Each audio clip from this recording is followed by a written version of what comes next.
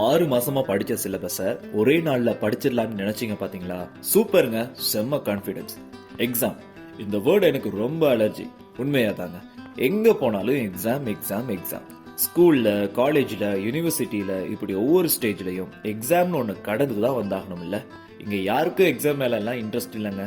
ஆனா என்ன பண்றது? எழுதுனா தான் அடுத்தடுத்த இடத்துக்கு போகலாம்னு இருக்கும்போது கட்டாயத்துல எழுத வேண்டியதா இருக்கு.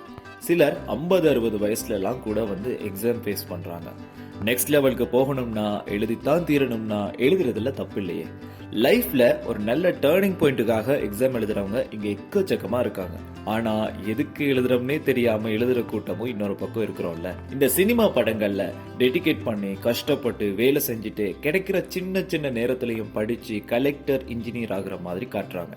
பார்க்கும்போது படிச்சா இப்படி படிக்கணும்னு இருக்கும். இனி இவரு மாதிரியே நாமளும் படிக்க ஆரம்பிப்போம்னு தோணும். ஆனா நாளையில இருந்து ஸ்டார்ட் பண்ணுவோம்னு பிரேக் போட்டுருவோம்.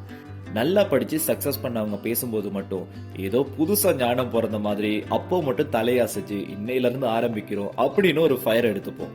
ஆனா அவரு போனதும் அந்த ஃபயரும் அணைஞ்சிரும்ல. எது எப்படினாலும் படிச்சது படி, கேட்கிற கேள்விக்கு சரியா பதில் எழுதிட்டோம்னா சரி, எக்ஸாம் சக்சஸ். ஆனா எக்ஸாம் பேப்பர் ஈஸியா இருந்தாலும் எக்ஸாம் ஹாலோட பில்டப் தாங்க லைட்டா பீதியை கிளப்புது. தூர தூர மேசை, ஒரே அமைதி, index number, extra sheet, supervisors, இந்த செட்டப் தாங்க. இதுதான் ரொம்ப பயங்கரமா இருக்கும். எக்ஸாம் சீசன் வந்துட்டாலே மனசு நிம்மதியாவே இருக்காது.